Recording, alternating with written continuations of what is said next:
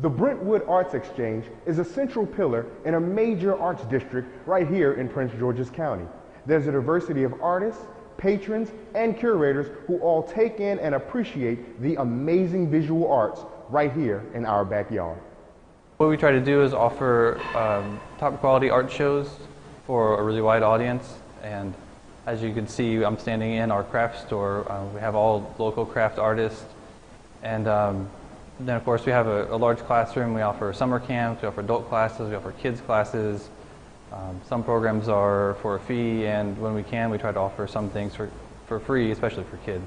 So during this summer, we have a show called Artistic Reflections.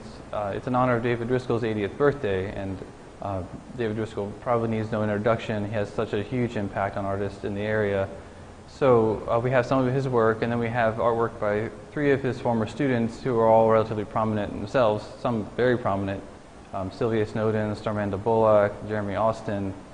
And it really shows that a wide range of artwork. If you come here, you get a chance to see 4 really different takes on artwork, and then really think about how they are connected, and through one person, David Driskell.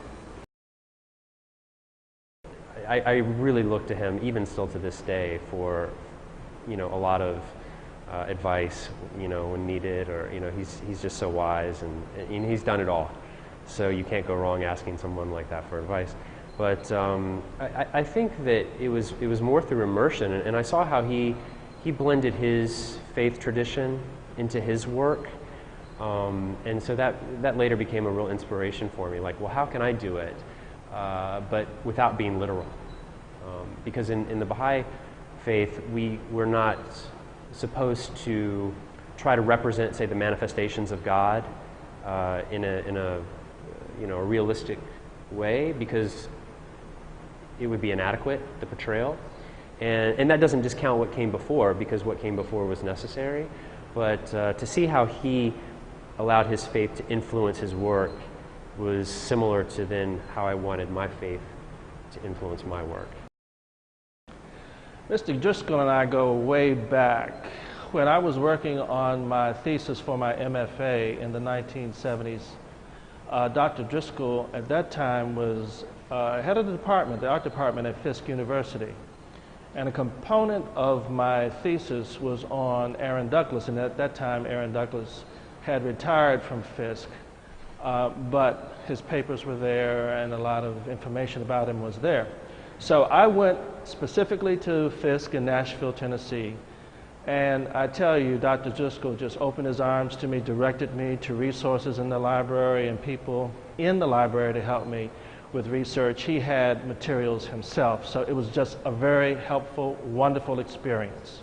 His importance still is continuing. His legacy is wonderful. His teaching, I think began in 1955 at Talladega. So from then, 1955, and then he retired from the University of Maryland, I believe, in 1998.